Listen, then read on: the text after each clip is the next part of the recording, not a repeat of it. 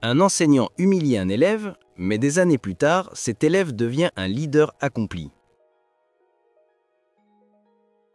Dans une ville apparemment banale entourée de collines paisibles et d'arbres centenaires, se trouvait un lycée gris et sévère dont les couloirs portaient encore l'écho de générations d'élèves passés. Ces matins-là, la lumière pénétrait par les vitres poussiéreuses, dessinant des rayons pâles sur les pupitres alignés comme des soldats. Julien, un adolescent à la silhouette frêle mais aux yeux étonnamment lumineux, franchit le seuil de la classe avec une discrétion presque douloureuse. Son sac trop usé pendait à son épaule et ses cahiers serrés contre sa poitrine semblaient le protéger comme une armure fragile contre l'hostilité du monde extérieur. Le professeur de littérature, M. Delmar, était déjà là. Assis derrière son bureau massif, il observait la salle avec une rigidité militaire. Ses cheveux grisonnants, coupés courts, renforçaient la dureté de ses traits, et son regard, froid comme l'acier, balayait la pièce avec une sévérité qui glaçait le sein. Chaque élève redoutait d'attirer son attention, car son autorité n'était pas seulement celle d'un enseignant, c'était celle d'un juge, d'un bourreau prêt à frapper sans prévenir. Il parlait rarement avec douceur, et jamais sans jugement. Julien, qui occupait une place près de la fenêtre, sentait déjà ses mains devenir moites à l'idée d'être pris pour cible. La classe s'installa dans un silence tendu, rompu seulement par le grincement des chaises sur le carrelage et le bruissement des feuilles. Chacun attendait que la journée commence. Mais dans cette attente planait la peur. Julien, pourtant bon élève, savait qu'il portait sur lui une marque invisible, son accent, hérité des origines modestes de sa famille, qu'il n'arrivait pas à dissimuler malgré tous ses efforts. Il avait appris à craindre ce détail, car il suffisait de quelques syllabes pour éveiller la cruauté des autres. Soudain, la voix tranchante de Delmar claqua dans l'air. Julien lit ce passage à haute voix. L'ordre n'admettait aucune contestation. Les yeux de toute la classe convergèrent vers lui. Julien sentit sa gorge se nouer, mais il obéit. Posant son doigt tremblant sur les lignes du manuel, sa voix s'éleva, hésitante d'abord, puis plus assurée. Pourtant, malgré ses efforts, les mots portaient cet accent léger, presque imperceptible, mais assez distinct pour déclencher quelques chuchotements étouffés au fond de la salle. Le professeur, impassible, laissa Julien continuer quelques secondes avant de l'interrompre brutalement. « Arrête !» lança-t-il d'un ton sec. Ses lèvres se pincèrent d'un rictus méprisant et ses yeux brillèrent d'une lueur glaciale. « Voilà un exemple de ce qui ne devrait jamais franchir les portes de ce lycée. Tu crois que tu as ta place ici avec cette diction maladroite ? Certains devraient comprendre que l'éducation supérieure n'est pas faite pour tout le monde. » La sentence assénée devant toute la classe tomba comme un coup près. Le silence qui suivit fut assourdissant. Personne n'osa protester. Quelques élèves baissèrent les yeux, gênés, tandis que d'autres se permirent un sourire moqueur, soulagés de ne pas être la cible du jour. Julien, lui, sentit son cœur exploser dans sa poitrine. Ses mains tremblaient si fort qu'il dut serrer ses cahiers pour ne pas les laisser tomber. La honte l'envahit comme une marée noire, étouffant sa voix et ses pensées. Il aurait voulu disparaître, se fondre dans les murs ou courir loin de cette salle où il venait d'être dépouillé de sa dignité. Mais derrière cette humiliation cuisante, quelque chose de surprenant naquit. Dans les profondeurs de son âme meurtrie, une étincelle s'alluma. Alors même que les larmes menaçaient de jaillir, Julien sentit une phrase résonner en lui claire et tranchante. « Je leur prouverai ». Cette promesse née de la douleur se grava dans son esprit comme un serment silencieux. Il ne savait pas comment, ni quand, mais il savait qu'un jour il se relèverait et que cet moment d'humiliation deviendrait le socle de sa revanche. Le reste de la journée se déroula dans un brouillard. Julien marchait dans les couloirs sans voir les visages autour de lui. Les rires des autres élèves lui semblaient lointains, déformés, comme s'il se trouvait dans une cage de verre. Chaque pas était lourd, chaque seconde pesait comme une éternité. Lorsqu'il rentra chez lui, il força un sourire devant sa mère pour ne pas l'inquiéter. Mais dès qu'il se retrouva seul dans sa chambre, il ouvrit son journal intime et y traça d'une main tremblante ces mots simples. « Un jour, je deviendrai quelqu'un ». Cette phrase, écrite à l'encre noire, fut le début d'un combat secret. Personne ne pouvait deviner que, sous l'apparente fragilité de ce garçon, se cachait une volonté d'acier. Le professeur croyait avoir brisé un élève, il venait en réalité de forger un futur leader. Les jours qui suivirent l'humiliation de Julien ne furent qu'un long supplice intérieur. Chaque matin, en entrant dans le lycée, il sentait sur lui le poids des regards. Certains camarades, sans jamais oser parler ouvertement, échangeaient des sourires complices, comme pour se rappeler en silence la scène où il avait été ridiculisé. D'autres, plus discrets, détournaient les yeux par lâcheté, incapables de soutenir celui qu'ils savaient blessé. Pour Julien, chaque couloir devenait un champ de bataille, chaque sonnerie annonçait une nouvelle épreuve, et chaque heure de cours s'écoulait comme une torture. Il aurait pu céder à la colère, se révolter ou abandonner ses études, mais quelque chose de plus profond se construisait en lui. La douleur se transformait, lentement, en détermination. Julien décida que, si le monde le rejetait, il trouverait dans ce rejet la force de se surpasser. Tandis que ses camarades s'éparpillaient entre jeux, amitié légère et distraction d'adolescents, lui passait ses soirées plongées dans des livres empruntés à la bibliothèque municipale, les pages jaunies devant ses refuges, les mots des auteurs ses alliés silencieux. Il découvrit Hugo, Camus et Rousseau, mais aussi des voix plus lointaines, des penseurs qui parlaient d'égalité, de liberté et de dignité humaine. Chacune de ces lectures était pour lui une arme nouvelle contre les humiliations. Il notait des citations dans un vieux carnet qu'il gardait précieusement sous son oreiller. À chaque mot, il sentait grandir en lui une conviction. Il n'était pas condamné à rester prisonnier du mépris d'un seul homme, pas plus qu'à se définir par un accent. Sa valeur ne dépendait que de sa volonté de la prouver. Pourtant, le chemin était solitaire. Ses camarades, incapables de comprendre son acharnement, se moquaient de lui en secret. On le surnommait le rat de bibliothèque, comme si sa passion pour l'apprentissage était une faiblesse. Même dans cette solitude, Julien ne plia pas. Chaque insulte n'était qu'un carburant supplémentaire. Chaque moquerie renforçait son désir de silence et de travail. Il se disait que le temps finirait par lui donner raison. Un jour, alors qu'il avait obtenu la meilleure note à un devoir de dissertation, Dolmar ne put empêcher de l'attaquer à nouveau. « Tu crois que quelques phrases bien tournées suffiront à masquer ton accent ? Tu ne seras jamais crédible. » La remarque, aussi cinglante que les précédentes, faillit fissurer sa carapace. Mais cette fois, Julien ne détourna pas le regard. Il ne répondit rien, mais ses yeux brillèrent d'une flamme nouvelle, et ce simple silence en disait plus qu'un discours. Pour la première fois, il osa soutenir le regard de son bourreau. À la maison, il s'enfermait dans sa chambre pour travailler tard dans la nuit. Sa mère, inquiète de le voir si studieux, tentait parfois de l'encourager à se reposer, mais il refusait. Pour lui, chaque heure de sommeil volée à ses études était une trahison envers la promesse qu'il s'était faite. Il rêvait de quitter cette petite ville, de découvrir un monde plus grand où ses origines ne seraient pas un fardeau, mais une richesse. Il participa aussi à des concours scolaires. La première fois, il se présenta à un concours d'éloquence locale, malgré son accent. Tous pensaient qu'il serait ridicule, mais Julien avait préparé son discours pendant des semaines, répétant devant son miroir, corrigeant sa posture, s'entraînant jusqu'à la douleur. Le jour venu, sa voix trembla au début, mais bientôt, la passion qu'il mettait dans ses mots fit taire les murmures. Il termina son discours sous un silence pesant, puis un tonnerre d'applaudissements. Ce fut une victoire intime, mais il sut que quelque chose venait de changer. Il pouvait être entendu, compris et respecté. Cette victoire ne fit qu'attiser la haine froide de Dolmar. Plus Julien brillait, plus son professeur semblait vouloir l'écraser. Mais au lieu de céder, Julien apprit à transformer ses attaques en élan. Chaque critique blessante devenait une raison supplémentaire de se perfectionner. Il comprit que son ennemi principal n'était pas l'homme qui l'humiliait, mais la tentation de croire en ses paroles. Tant qu'il refuserait cette croyance, il serait libre. À mesure qu'il grandissait, Julien voyait de plus en plus clairement l'écart entre lui et ses camarades. Là où beaucoup se contentaient de vivre le présent, lui construisait l'avenir. Ses notes s'amélioraient, ses compétences s'affirmaient, et une assurance silencieuse commençait à se dégager de lui. Ceux qui autrefois l'ignoraient ou le méprisaient commençaient, sans s'en rendre compte, à le respecter. Mais Julien ne cherchait plus leur validation. Ce qu'il voulait, c'était dépasser les murs de ce lycée, dépasser cette petite ville, et prouver que l'enfant humilié pouvait devenir un homme d'exception. Quand son dernier jour d'école arriva, il franchit les portes du bâtiment avec un étrange sentiment de relâchement. Beaucoup pensaient qu'il disparaîtrait dans l'anonymat, comme tant d'élèves avant lui. Mais Julien, en serrant son carnet de citations contre lui, se fit une promesse silencieuse. Il reviendrait un jour, non pas comme un élève humilié, mais comme un homme respecté. Le combat ne faisait que commencer. Lorsque Julien entra à l'université, c'était comme s'il pénétrait dans un monde totalement nouveau.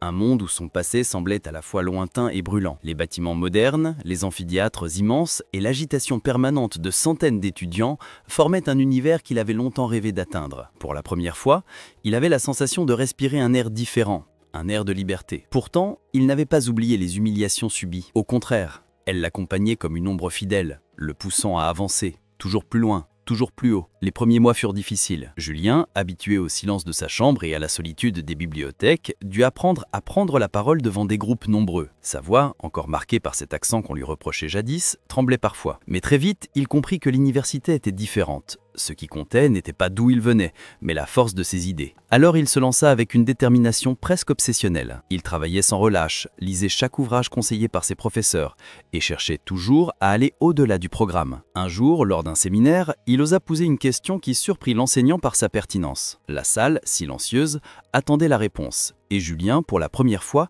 sentit les regards posés sur lui, non pas avec moquerie, mais avec respect. Cet instant, aussi bref fut-il, fut une révélation. Il pouvait exister aux yeux des autres comme un esprit brillant et non plus comme un adolescent humilié. Dès lors, chaque prise de parole devint pour lui une bataille à gagner, un terrain où il pouvait conquérir sa dignité. Au fil du temps, il se fit remarquer par ses professeurs. Certains l'encouragèrent à approfondir ses recherches, d'autres le poussèrent à participer à des débats académiques. Julien, qui autrefois fuyait les regards, devint un orateur passionné. Ses discours, nourris de lectures et d'expériences personnelles, touchaient les étudiants autant qu'ils impressionnaient les enseignants. On lui proposa même de rejoindre une association universitaire dédiée à la promotion de la diversité et de l'égalité. Il accepta sans hésiter. convaincu que son histoire pouvait inspirer d'autres étudiants à ne jamais renoncer. Dans cette association, il découvrit un autre aspect de lui-même, sa capacité à rassembler. Il ne se contentait pas de défendre des idées, il savait aussi écouter, comprendre et guider ceux qui l'entouraient. Sa sincérité frappait chacun, car ses paroles n'étaient pas théoriques, elles venaient de blessures profondes qu'il avait su transformer en force. Rapidement, on commençait à le voir comme un leader naturel. Lors des assemblées,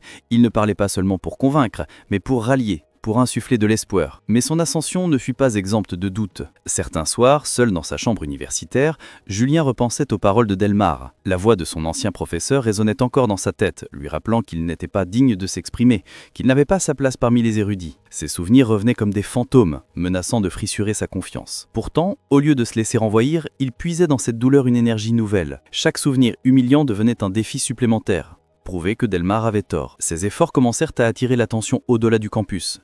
On l'invita à prendre la parole lors de conférences étudiantes, puis lors d'événements régionaux. À chaque fois, son auditoire grandissait, fasciné par son parcours et par la force tranquille qui se dégageait de lui. Il parlait de résilience, de courage, de la capacité à transformer la souffrance en puissance créatrice. Ces mots touchaient parce qu'ils étaient vrais, forgés dans le feu d'une vie difficile. Les journalistes locaux commencèrent à s'intéresser à lui, et certains articles vantèrent son éloquence et sa vision inspirante. Pourtant, Julien ne se laissa jamais griser par la célébrité naissante. Au contraire, plus il était applaudi, plus il se souvenait de la promesse qu'il s'était faite adolescent. Ce soir où il avait écrit dans son journal « Un jour, je deviendrai quelqu'un ». Chaque article, chaque conférence, chaque succès était pour lui un pas de plus vers l'accomplissement de cette promesse. Et dans le secret de son cœur, il savait que la vraie victoire ne serait pas seulement d'être reconnu, mais de revenir un jour sur les lieux de son humiliation. Non pas pour se venger, mais pour montrer qu'il avait survécu et grandi. À mesure que ses études avançaient, Julien s'imposa comme une figure incontournable de sa promotion. Ses camarades venaient le voir pour demander des conseils. Ses professeurs le citaient en exemple. Et même les sceptiques finirent par reconnaître sa valeur. Chaque jour, il se sentait un peu plus proche de cette version de lui-même qu'il avait toujours voulu devenir.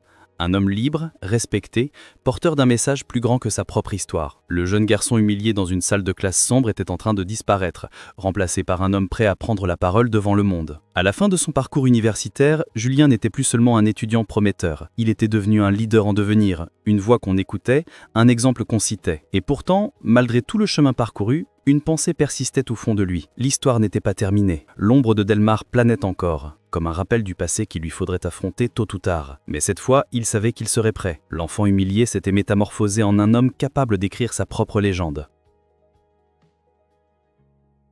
Des années avaient passé, et Julien, désormais adulte accompli et figure respectée dans de nombreux cercles, fut invité à revenir dans sa ville natale. C'était une conférence prestigieuse, organisée dans le même lycée qui avait marqué son adolescence. Rien qu'à l'idée de franchir à nouveau les portes de ce bâtiment, il sentit un mélange de fierté et d'appréhension. Le souvenir des humiliations, encore vivace dans un coin de sa mémoire, se réveillait à chaque pensée. Pourtant, il savait que ce moment serait décisif. Ce n'était pas seulement une conférence, c'était un retour aux origines, une confrontation silencieuse avec son passé. Le matin de l'événement, Julien se regarda longuement dans le miroir de sa chambre d'hôtel. Son costume sombre, élégant et sobre, contrastait avec l'image du jeune garçon timide et tremblant qu'il avait été autrefois. Ses traits avaient gagné en assurance.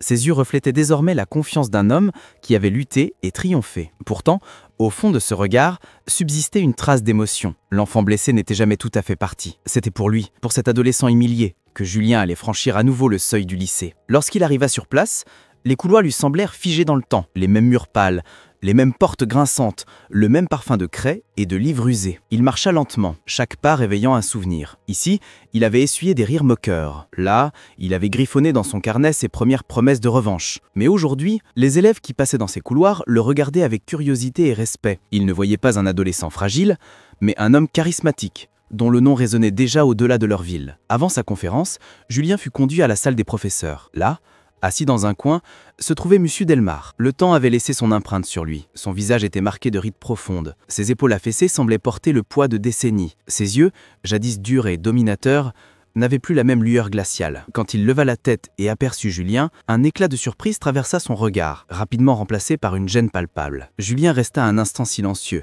observant cet homme qui autrefois avait brisé son adolescence d'un seul mot. Mais au lieu de ressentir la colère qu'il croyait encore vivante, il éprouva une étrange compassion. Il comprit que Delmar n'était plus le géant redouté de ses souvenirs. Il n'était qu'un vieil homme fatigué, prisonnier de son propre passé. S'approchant calmement, Julien tendit la main et dit « Bonjour monsieur, je suis ici aujourd'hui pour parler aux élèves. » Sa voix était ferme, posée, dénuée d'amertume. Le silence qui suivit fut lourd, presque insoutenable. Delmar hésita, ses lèvres tremblaient légèrement. Il finit par serrer la main de Julien, mais ses yeux ne purent soutenir les siens très longtemps. Dans ce simple geste, l'équilibre des forces avait basculé. L'élève autrefois humilié, dominé désormais par sa stature, sa réussite, et surtout par sa dignité. Delmar semblait vouloir parler, mais aucun mot ne franchit ses lèvres, peut-être parce qu'aucune excuse n'aurait effacé les blessures passées. Julien, lui, n'attendait plus rien de cet homme, ni excuse, ni reconnaissance. Sa victoire résidait dans le fait qu'il avait su se reconstruire malgré lui, qu'il avait grandi au-delà de l'ombre de ses humiliations. Ce face-à-face n'était pas une revanche, mais une libération. En serrant cette main tremblante, Julien mit un point final à une page de son histoire, sans colère ni rancune. Et ce fut précisément cette absence de haine qui fit de lui le véritable vainqueur. Après ce bref échange, il fut conduit vers la grande salle où l'attendaient les élèves. Tandis qu'il s'avançait vers l'estrade, il sentit la tension s'apaiser en lui. Il n'était plus l'adolescent timide qui redoutait de lire à voix haute. Il était un homme debout, prêt à partager son expérience et à offrir aux autres ce qu'on lui avait refusé, la confiance et l'espoir. Dans le fond de la salle, Delmar avait pris place discrètement. Ses traits trahissaient une nervosité qu'il s'efforçait de masquer. Pour lui, chaque mot de Julien serait comme un rappel de ses propres fautes. Et pourtant, au lieu d'entendre un discours vengeur, il allait être témoin de quelque chose de bien plus puissant, la transformation d'un élève humilié en un guide respecté. Julien aspira profondément avant de commencer à parler. Sa voix résonna avec assurance, et ses premiers mots capturèrent l'attention de tous. Mais avant même que son discours ne commence vraiment, avant que l'audience n'applaudisse ou ne s'émeuve, le véritable triomphe avait déjà eu lieu. Julien avait affronté son passé et il s'était libéré de ses chaînes. Le garçon blessé avait enfin trouvé sa paix en devenant un homme qui, au lieu de haïr, avait choisi de pardonner. Lorsque Julien monta sur l'estrade, le silence s'installa immédiatement dans la grande salle. Des dizaines d'élèves le regardaient avec une curiosité intense, certains impressionnés par son allure élégante et sa confiance naturelle. Devant lui, ses visages juvéniles reflétaient tantôt l'innocence, tantôt l'inquiétude, comme si chacun portait déjà en lui ses propres blessures. Julien se souvint aussitôt de sa propre adolescence, de la douleur cuisante des humiliations qu'il avait endurées entre ses murs. Mais cette fois, il n'était plus le garçon timide à la voix tremblante. Il était devenu un homme, prêt à transformer son passé en une leçon d'avenir. Il commença par un récit simple, sans nommer personne. Il parlait d'un jeune élève qui avait été méprisé, réduit au silence à cause de sa différence. Il raconta comment cet élève avait cru, un instant, que le monde ne voulait pas de lui, mais comment il avait trouvé dans cette douleur la force de se battre. À mesure qu'il parlait, ses mots semblaient se graver dans le silence de la salle. Chaque phrase portait la sincérité d'une vie forgée dans l'épreuve, et les élèves écoutaient avec une attention presque religieuse. Julien leva parfois les yeux vers le fond de la salle. Il aperçut Delmar, assis dans l'ombre, le dos courbé, les mains croisées sur ses genoux. Le vieil homme paraissait minuscule, comme rétréci par le poids de sa conscience. Mais Julien ne détourna pas son discours vers lui. Il ne cherchait pas la vengeance.